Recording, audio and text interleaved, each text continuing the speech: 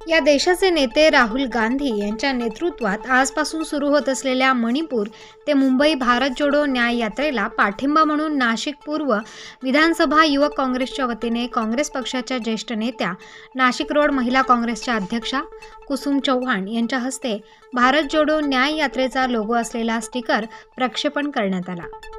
सर्व पदाधिकारी व कार्यकर्ते यांच्या गाड्यांवर हे स्टिकर लावण्यात आले आणि ही यात्रा नाशिकमध्ये सुद्धा येणार असून या यात्रेत गोरगरीब जनतेच्या न्याय हक्कासाठी सहभागी व्हावे असे आवाहन करण्यात आले आहे।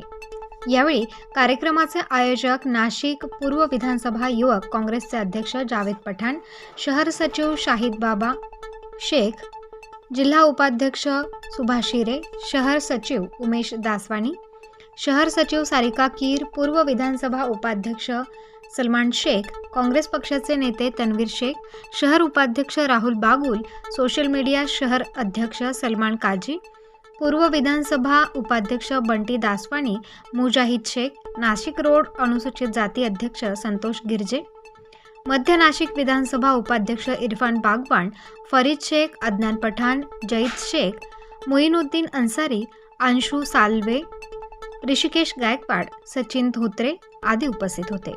याबाबत अधिक माहिती कार्यक्रमाचे आयोजक नाशिक पूर्व विधानसभा युवक काँग्रेसचे अध्यक्ष जावेद पठाण खासदार राहुलजी गांधी यांच्या नेतृत्वात आज मणिपूर ते मुंबई भारत जोडो न्याय यात्रा सुरू झालेली आहे आणि त्याच अनुषंगाने आम्ही नाशिक पूर्व विधानसभा युवक काँग्रेस, महिला काँग्रेस, अल्पसंख्याक काँग्रेस आणि काँग्रेसचे सर्व फ्रंटल यांच्यामार्फत आम्ही नाशिक रोड आणि पूर्व मतदारसंघात एक जनजागृती केलेली आहे।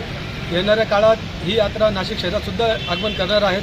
तर नाशिककरांना सर्वांना मी हे आवाहन करतो की सर्वांनी लाखोच्या संख्येत या यात्रेमध्ये सामील व्हावे आणि गरिबांच्या न्याय हक्कासाठी लढावे। धन्यवाद। जय हिंद, जय काँग्रेस। स्टार न्यूज करता Nashik road bureau chief Dnyaneshwar More, Nashik road.